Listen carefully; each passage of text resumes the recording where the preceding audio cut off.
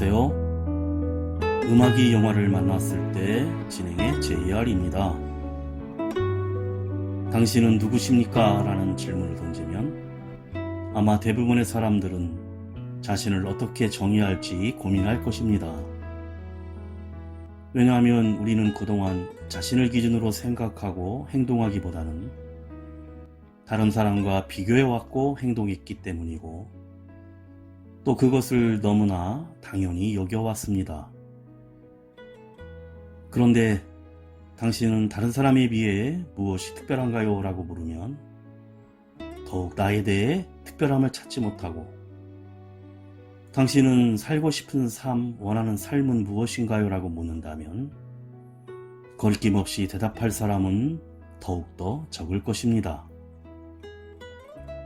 사실 이 질문에 대한 답은 삶을 살아가는 데 있어서 반드시 알아야 하는데 많은 사람들은 생각해보지 않거나 그저 남들처럼 학교와 직장과 결혼 등 평범하게 살아가는 동안 확실한 답을 구하지 못하거나 다른 사람들과 비슷하게 살아가는 게 너무 당연하다는 생각일 수도 있습니다. 그것은 태어나서 지금까지 우리가 집과 학교, 사회에서 익숙해져 있고 한 번이라도 제대로 자기 자신에 대해 생각하고 행동하는 법을 배우지 못했기 때문입니다. 이 세상에 태어나는 순간 삶은 나의 것이기에 남의 시선과 비교에서 벗어나 나 자신에 대한 정의와 다른 사람과 다른 무엇을 찾아서 나 다음을 만들 수 있어야 할 것입니다.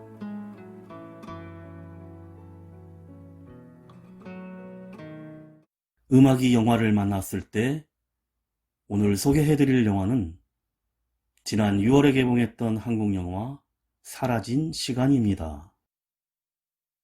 한적한 소도시의 시골 마을, 남들에게 숨기고 싶은 비밀을 지닌 채 지방 근무를 자청한 교사 부부에게 예기치 않은 불행이 닥치고 사건 수사를 담당하게 된 형구는 마을 사람들의 수상한 낌새를 눈치채고 단서를 추적합니다. 사건 해결에 자신만만하던 형구는 수사를 하는 과정에서 하루아침에 자신의 삶이 송두리째 뒤바뀌는 충격적인 상황에 빠지게 됩니다. 집도 가족도 직업도 내가 알던 모든 것이 사라진 것입니다. 과연 그는 자신의 삶을 되찾을 수 있을까요? 먼저 드라마 사이코지만 괜찮아 OST로 가수 이수현이 부르는 아직 너의 시간에 살아 듣고 영화 이야기 시작합니다. 차갑게 남겨진 이야기 그때의 모든 게 난 선명해 동화 같은 시간 그 속에 난 남겨진만 그 두려움만 가득해 멈춰버린 마음 이젠 놓으려 해 잃었던 시간들을 찾을 수 있게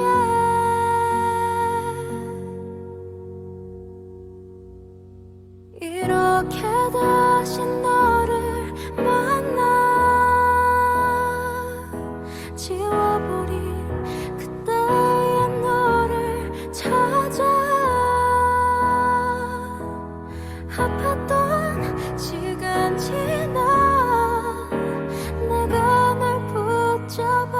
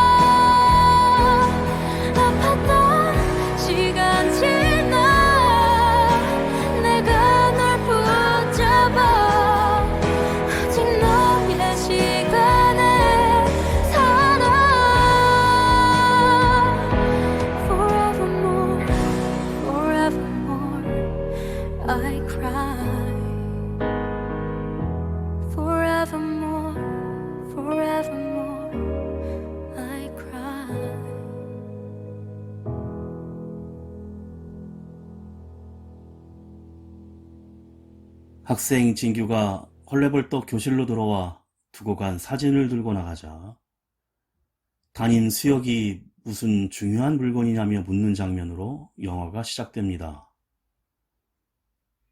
수혁이 다가와 나도 뭔지 좀 보자고 하자 프라이버시가 있다면서 안 된다고 합니다. 퇴근 후 교사 사택에서 아내 이영과 함께 감뒀다고 저녁상에서 송이버섯도 구워 먹으며 돌아가신 어머니와의 옛 이야기를 하다 감정이 울컥해집니다. 그런데 고개를 숙인 수혁에게 갑자기 이름을 부르는 어머니의 목소리가 들리고 수혁은 고개를 들어 엄마 미안해요라며 웃픈 표정을 짓습니다.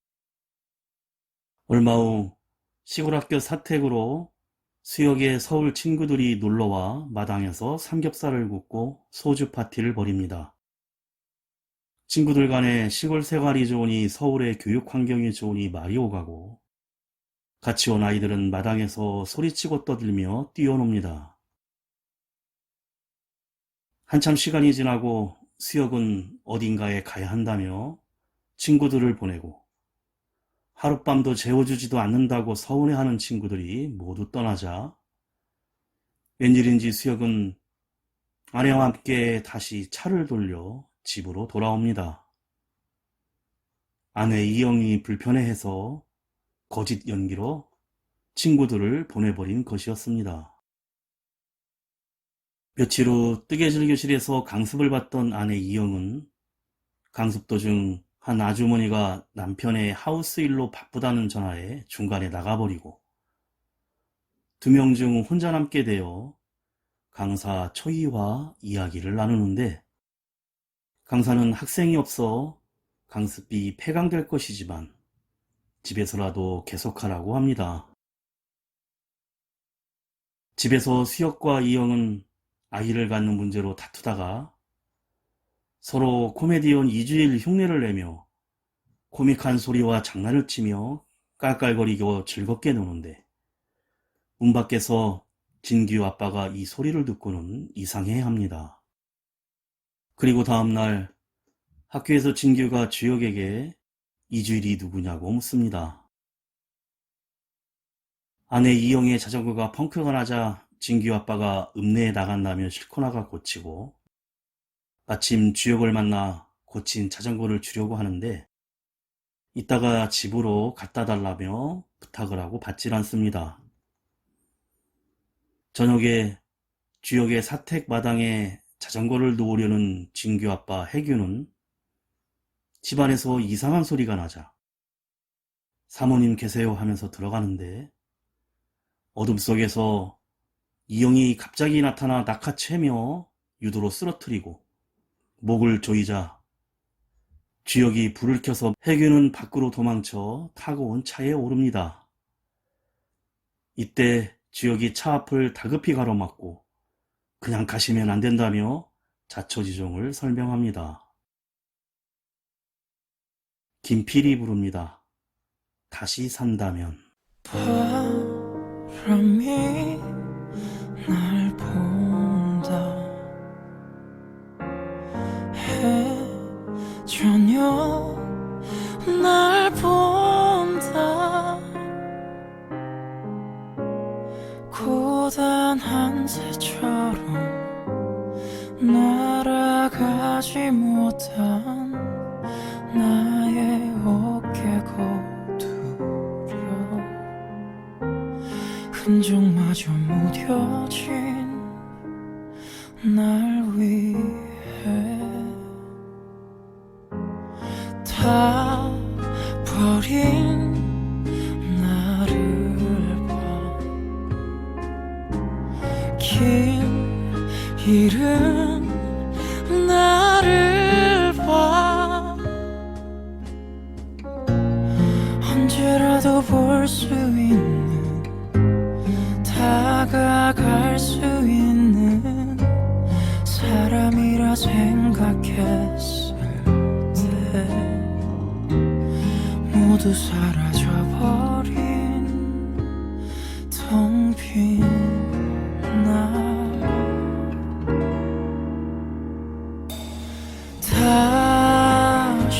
산다면 지금 내 여긴 어딜까 떠나버리면 잊을 수 있을까 흘러 날 다시 본다면 외로움마저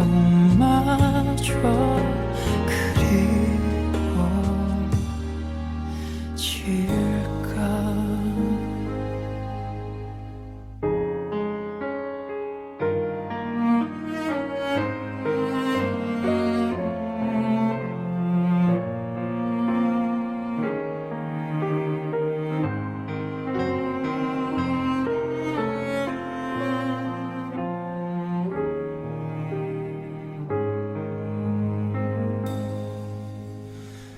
그대만이 아는 나의 뒷모습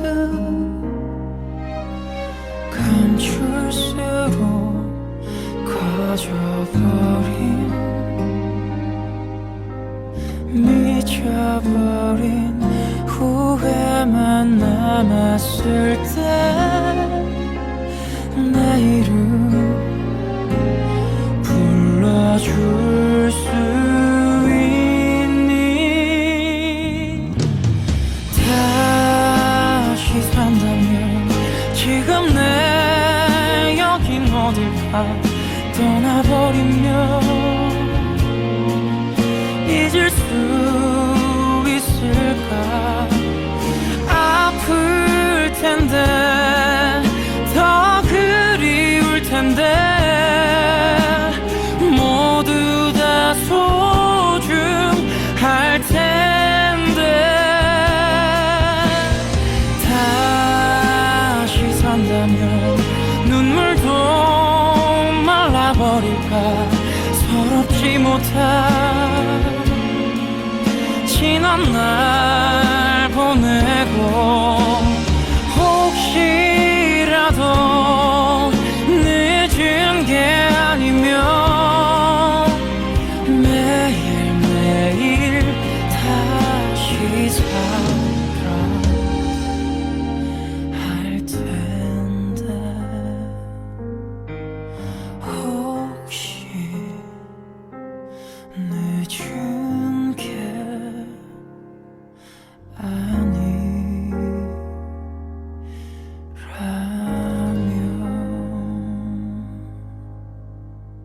주혁이 아내 이영은 여러 영혼들이 접신하는 병에 걸려 때론 주혁의 어머니로 코미디언 이주일로 어쩌녁에는 역도산 레슬링 선수로 변했다는 것입니다. 진구 아빠 해규는 이장 두이에게 비밀이라며 이 사실을 말하는데 시골에 비밀은 없는 법. 이장 두이는 마을 사람 여러 세계에 그런 신병 때문에 시골 학교로 온 것 같다며 나발을 불고 다닙니다. 얼마 후 마을 회관에 동네 사람들이 전부 모여 대책을 논의하고 점점 아내 이영을 위험하고 이상한 여자로 대하자 이영은 스스로 사택 2층 방에 철문과 철창을 만들어 저녁에는 열쇠로 채워놓으라고 합니다. 낮이 되면 다시 열쇠를 풀고 일상생활을 하는 일이 매일 반복됩니다. 며칠 후 아내가 안타까운 주혁은 2층으로 같이 들어가며 진규 아빠에게 열쇠로 잠그라고 하고 내일 아침에 와달라고 하며 아내 이영과 같이 지냅니다. 이런 모습이 부러운 진규 아빠는 오랜만에 첫사랑인 동창 미경을 불러내어 읍내에서 맥주를 한잔합니다. 늦은 저녁 주혁의 사택의 유리창에는 이상한 불빛들이 나타납니다. 새벽 안개를 헤치며 요란한 앰뷸런스 소리가 나고 경찰차들이 주혁의 사택 앞으로 모여들고 마을 사람들이 웅성대는데 사택은 밤새 온통 불이 나서 새카맣게 타오르고 주혁 부부는 그 화재로 숨지고 맙니다. 이 사건을 조사하기 위해 형사 형구도 현장에 도착합니다. 소방차가 도착했지만 2층으로 통하는 곳을 철문으로 잠가 놓아 절단기로 끊고서야 진입을 했고, 나오지 못한 부부는 질식사로 숨지고 만 것입니다. 이장 두이와 진규 아빠는 마을 사람들과 이영을 철문으로 가둬놓았던 것에 대해 이를 어찌해야 하는지 걱정을 하다 우린 모두 모르는 것으로 해야 한다며 아니면 모두 감방에 갈 것이라고 합니다. 그리고 누가 먼저 철문을 만들자고 했냐며 서로 다투기 시작합니다. 교장 선생님을 찾아온 형사 형구는 선생 부부가 왜 시골 사택에서 살게 되었는지, 뭔가 이상한 부부였는지를 묻고 돌아가는 길에 이장과 진규 아빠 혜균이 싸우는 모습을 목격합니다. 집에 온 형구는 아내 지연에게 사건 얘기를 하며 중얼거리자 왜 나라는 존재는 없는 사람처럼 이렇게 무시하느냐고 지연이 한탄을 하며 구박을 하고, 다음날 진규 아빠 혜균을 찾아가 알리바이를 묻고 이번엔 이장 두이를 만나 혜균과 싸운 것을 추궁하며 다그치자 문 앞에서 엿듣고 있던 마을 사람들이 우르르 들어와 우리는 아무 죄도 없다며 철문과 열쇠 사건에 대해 자초지종을 형구에게 털어놓습니다. 알리바이를 조사하자 진규 아빠는 첫사랑인 중학교 동창 미경과 모텔에 갔던 것을 털어놓는데 바로 형구의 소속 경찰서장 부인이었습니다. 그리고 형구는 회관에 마을 사람들을 전부 모이게 하고 조사를 하려 안으로 들어서자 잔뜩 음식을 차려놓고 동네 수돌로인의 생일이라며 같이 음식이나 먹으면서 얘기하자고 합니다. 생일인 수돌 영감이 한마디 하는데 마을에 안 좋은 일이 생겨 생일 잔치는 하지 않으려고 했으나 사택에 철문을 만들자고 했던 것은 나였고 감방에 가기 전에 마지막으로 같이 음식과 술잔을 나누자며 건배를 합니다. 할 수 없이 술잔을 받은 형구는 한 잔, 두 잔 송로주를 받아 먹다 너무 마셔 오바이트를 하러 밖으로 나와 동네를 거닐다가 주역 부부가 불탄 집 앞에서 불빛이 비치는 방으로 들어가자 함께 깔깔거리며 얘기를 나누는 주역 부부의 모습을 보게 됩니다. 형구는 주역이 우리는 여기서 행복했어요 라며 2층으로 올라가자 깜짝 놀라 따라가지만 2층에는 아무도 없고 자신이 술에 너무 취해서 헛것을 본 것으로 생각하고 그 자리에서 술기운에 잠이 들어버립니다.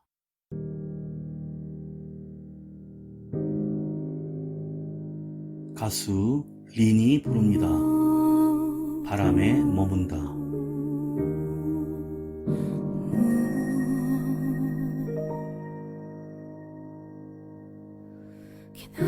하루가 저문 이 거리 난 무심코 바라본 하늘에 다 잊었다 말하던 꿈들 붉게 물든 마음 바람이 불어 눈 감으면 기억은 간절한 그리움으로 머물러 쉰다 나를 감싼다 살며시 어루만진다 Cause I want to be free I want to be free 모두 다 사라져도 부는 바람만은 내 곁을 머문다.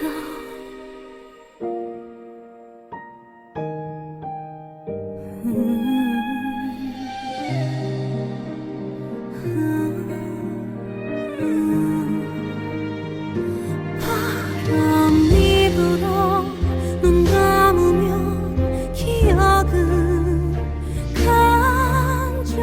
간절한 그리움으로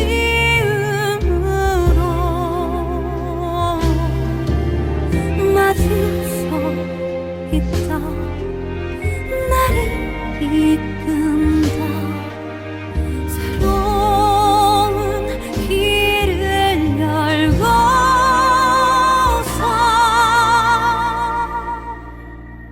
Cause I want to be free. 또 하루가 먼 길을 머금을 때 우리는 눈부시게 세상을 채운다.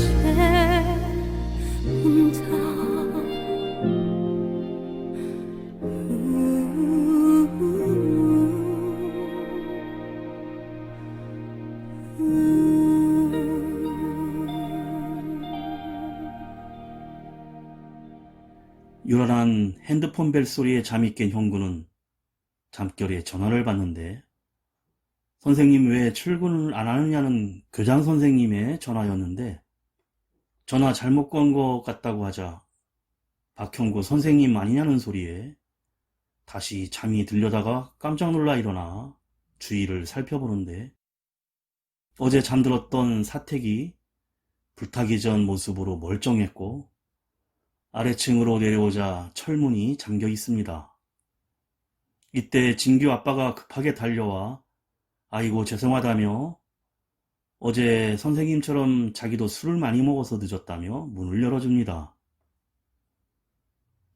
황당한 형구는 어제 술에 무슨 약을 탔냐며 자기가 사는 아파트로 가서 문을 두드리자 다른 사람이 살고 있고 막무가내로 아내와 아이들을 찾아 들어갔다가 경찰서에 잡혀가는데 교장 선생님이 찾아와 꺼내줍니다.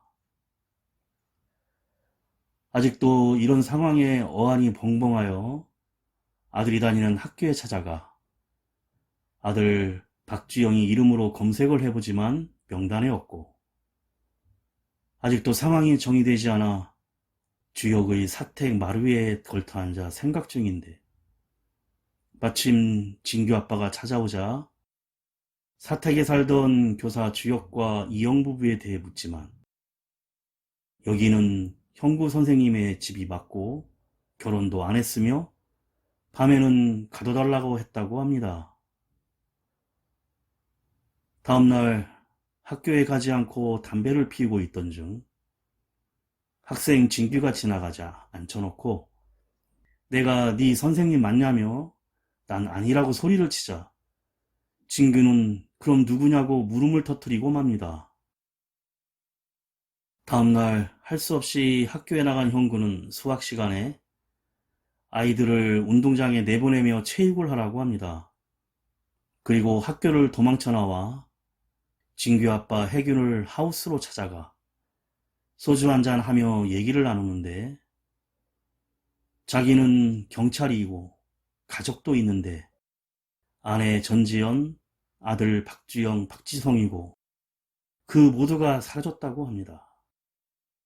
지금 이게 꿈을 꾸는 것이라면 너무 생생하고 길다고 하자 혜규는 선생님이 요즘 정신적인 스트레스가 많은 것 같은데 만일 꿈속이라면 이게 꿈인지 모를 것이고 꿈에서 깨려면 가장 무서운 악몽의 순간에 깨어날 것이라고 하자 갑자기 형구는 혜균을 때려눕히고 몸에 기름을 부어 불을 지르고 달아나며 꿈에서 깨려는 잔인한 행동을 합니다. 하우스는 전소되고 소방차가 출동하여 불을 끄는데 현장에 다시 온 형구는 고라니 한 마리가 불에 타서 죽어 있었고, 진규 아빠 해규는 멀쩡하게 살아있는 모습을 보고 경악합니다. 형구는 다시 사택 마루에 주저앉아 괴로워하며 담배를 피우는데, 상미 바구니 속에서 뜨개질로 만든 털실 인형을 발견합니다. 집안 여기저기를 뒤져 각종 수료증과 통장, 도장, 신분증, 서류, 물건들을 꺼내놓았는데 모든 것이 낯선 것들 뿐입니다. 다시 진균의 집에 달려가 해균에게 내가 오늘 분명히 당신을 불태워 죽였는데 도대체 정체가 뭐냐고 소리치지만 선생님 이제 제발 좀 그만하시라며 같이 병원이라도 가자고 진정시킵니다. 그러자 무릎을 꿇고 나는 가족도 있다며 제발 날 과거로 돌아가게 해달라고 빌며 울부짖고 진규가 옆에서 이를 지켜봅니다. 다음날 해균의 친구인 정광철 정신과에 함께 진료를 받으러 가 상담을 하는데 의사는 아주 간단히 망상에 의한 꿈을 꾼 것이라고 합니다. 진료가 끝나고 해균의 동창들이 모여서 점심을 하는 자리에 같이 동석을 하게 되는데 경찰서장의 부인인 미경을 만난 형구는 자기 아내인 지연과 똑같은 모습을 보고는 깜짝 놀랍니다. 충격을 받은 형구는 미경에게 아이들은 있는지 둘째가 천식이 있는지 엉뚱한 질문을 하며 술을 많이 마시고 집에 귀한 형구는 나에게 박봉 하더니 겨우 경찰서장 부인이냐며 넋두리를 합니다. 수돌로인 집에서 사건이 나던 날 마신 송로주를 얻어와 취하도록 마시면서 이 술의 힘으로 다시 이전의 삶으로 돌아가게 해달라며 울음을 터뜨립니다. 하지만 변하는 것은 없고 아침에 진규가 깨우는 소리에 자리에서 일어나 할 수 없이 학교로 출근해 수업도 하고 해균과 사택에 설치되어 있던 철문을 뜯어냅니다. 그리고는 해균에게 첫사랑 미경과 불륜 사실을 추궁하자 한 번의 실수였다는 말에 좋은 여자 같으니까 다시 만나지는 말고 잘 해주라고 합니다. 형구는 이젠 현재의 삶에 하루하루 적응을 하고 학생 진규의 진로 상담을 하는데 진규가 경찰이 되고 싶다고 합니다. 사물함에 무언가 두고 가는 진규에게 그건 뭐냐고 묻자 전에 말씀드린 대로 이건 내 프라이버시라고 합니다. 궁금한 형구는 클립으로 문을 따고 열어보니 찢어졌다가 다시 붙인 부모와 같이 찍은 진규의 돌사진이었는데 너도 돌아가고 싶은 때가 있었구나라고 중얼거립니다. 얼마 후 수안보온천에서 사우나를 마치고 나오다가 덜실 공예 강사 초이를 만나는데 형구는 알아보지 못하지만 초이가 반갑게 인사하며 선생님이 안 나오신 후로 강좌가 없어졌다며 뜨개질에 솜씨가 있었다고 아쉬워합니다. 같이 길을 걸으며 이런저런 얘기를 나누다 사찰의 수리를 위해 기와 불사를 하는 곳에서 형구는 자신의 주소와 아내, 아이들의 이름을 적어 놓습니다. 그런데 이때 형구가 떨어뜨린 메모지를 초이가 주워들고 이건 내 옛날 전화번호라고 합니다. 그 번호는 형사 시절 아파트에 주차를 하다 옆차를 긁어 적어 놓았던 형구가 쓰던 전화번호였습니다. 초이는 2년 전 이 번호를 쓰다가 바꾸었는데 형구가 어떻게 알았는지 혹시 자기를 스토킹하고 있었던 건지 캐묻자 소설을 쓰는 거냐며 어느 날 지금은 사라진 나의 옛날이 있었는데 이곳 딱 하나 남아있다고 합니다. 초이는 어찌됐든 이런 묘한 인연이 있었다면서 생맥주 잔을 들어 건배를 합니다.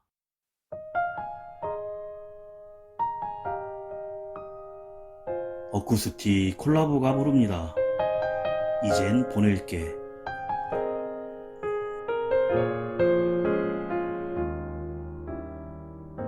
익숙한 새벽 소리가 나지막히 들려오는 이 시간, 여전히 잠들지 못한 그런 나에게 꿈처럼 나타난 기억들, 모른 척 외면했는데 미련처럼 남아서 끝내 지우지 못했나.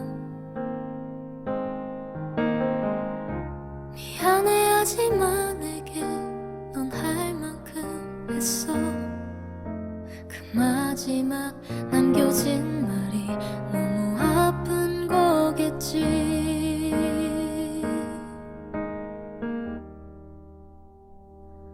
오해하지 마, 널 잊지 못한 건 아니야. 사랑했었던 기억이 그저 물밀듯 밀려들어왔을 뿐. 추억은 이젠 지울게. 마지막 말들도 그만 잡아둘게. 끝내 아파서 못했던 너를 이제 보낼게. 다른 사람을 만나는 일 너무 어렵다 생각해서 너 없이 사는 하루를 보내게 될지 몰랐어. 쉼없이 사랑했었어. 그렇게 흔적도 없이 사라지는 사랑 믿고 싶지 않았어. 미안해하지 마, 그때 넌 할 만큼 했어. 그 지우지 못했던 말도 이젠 지워야겠지. 오해하지 마, 널 잊지 못한 건 아니야. 행복했었던 기억이 그저 물밀듯 밀려들어왔을 뿐. 추억은 이젠 지울게. 마지막 말들도 그만 잡아둘게. 끝내 아파서 못했던 너를 이젠 보낼게. 내 소식 들리면 너는 나처럼 아프지 않게. 이제 모두 잊혀졌으면.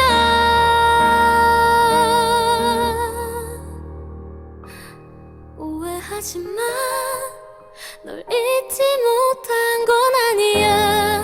사랑했었던 기억이 그저 물밀듯 밀려들어왔을 뿐.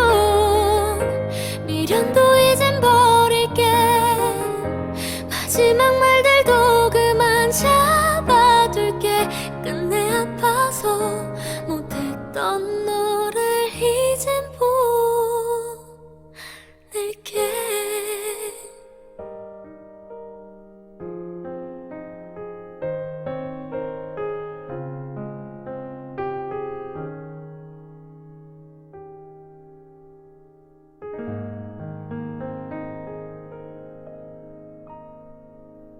형구와 초이가 노천탕에서 같이 온천을 하던 중 그 번호는 내가 15년 전부터 쓰던 것이라고 형구가 중얼거리자 초이가 선생님은 혼잣말을 하는 버릇이 있다며 오늘도 여러 번 했다고 합니다. 이때 한쌍의 부부가 온천으로 들어오며 대화를 나누는데 예전 주혁과 이영 부부가 나눴던 대화와 같은 내용입니다. 밖으로 나온 두 사람은 숙소에서 파스타로 저녁을 같이 하며 자신의 얘기를 나눕니다. 조이는 난 아픔이 하나 있는데 밤이 깊어지면 다른 사람이 된다고 합니다. 아침이 오면 어젯밤에 내가 뭐였을까 궁금해하며 하루를 시작하는데 내가 나로 사는 시간은 그때밖에 없다며 이해할 수 없을 것이라고 하자. 형구는 나도 알고 있고 그거 많이 아프다는 형구의 말에 초이는 깜짝 놀라 말없이 눈물을 흘리며 흐느끼기 시작합니다. 형구는 혼자만 그런 게 아니고 다들 어쩔 수 없으니 울지 말라며 위로합니다.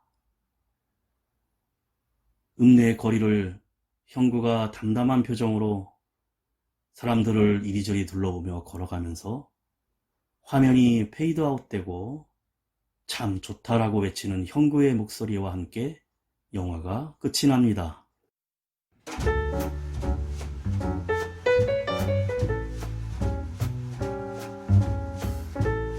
하루아침에 나의 모든 것이 사라진 전대 미문의 사건을 다룬 신선한 설정과 과연 형구가 이전의 삶을 되찾을 것인지 결말을 전혀 예측할 수 없는 기묘한 스토리는 새로운 장르와 재미를 전합니다. 삶의 정체성이라는 다소 무거운 주제의식을 형구로 보난 조진웅이 혼란스러운 인물의 감정과 갈등을 특유의 동물적인 연기 감각으로 보여줍니다. 형구는 자신이 선생이 아닌 형사라고 하지만 마을 사람들을 비롯한 모든 이들은 자신을 선생이라 부르는데 자신이 생각하는 나, 타인이 규정하는 나가 충돌하고 형구는 타인이 생각하는 나를 부정하며 본래 자신이 생각하는 모습으로 되돌리려 애쓰지만 쉽지 않습니다.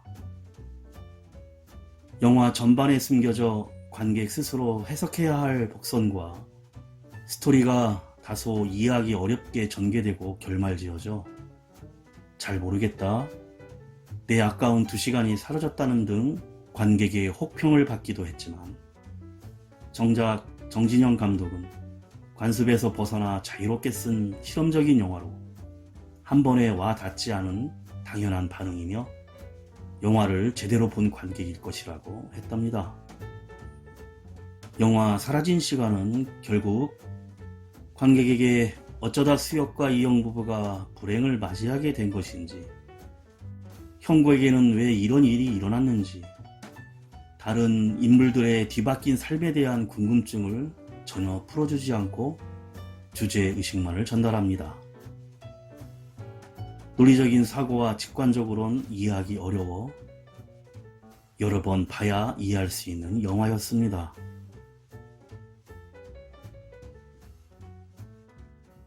음악이 영화를 만났을 때 오늘 소개해드린 한국 영화는 사라진 시간이었는데요. 시사 교양 프로그램 그것이 알고 싶다의 진행까지 다방면으로 활발하게 활동해온 배우 정진영이 오랜 기간 꿈꿔왔던 영화 연출에 도전한 작품입니다.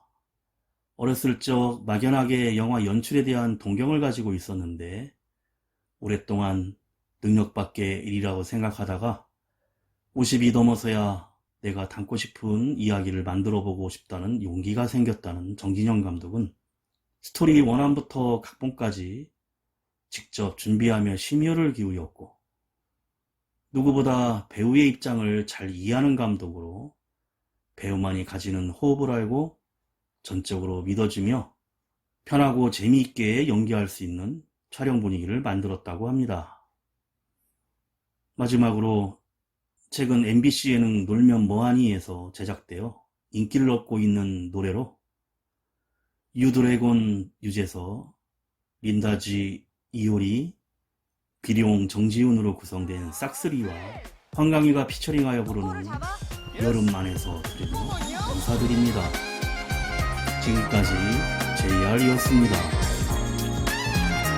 오늘도 인생을 영화처럼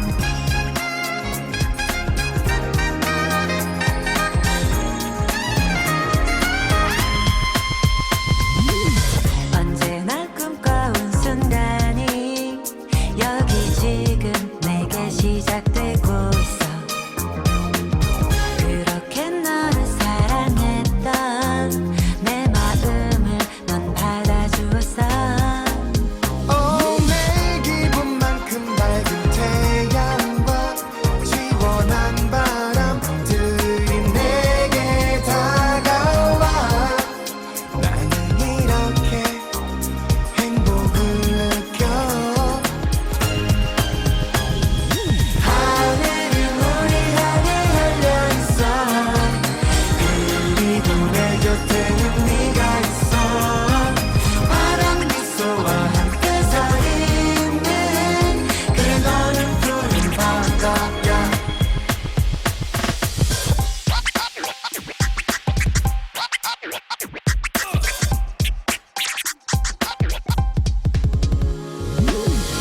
같은 시간 속에 이렇게 함께 있는 것만으로도 난 좋아.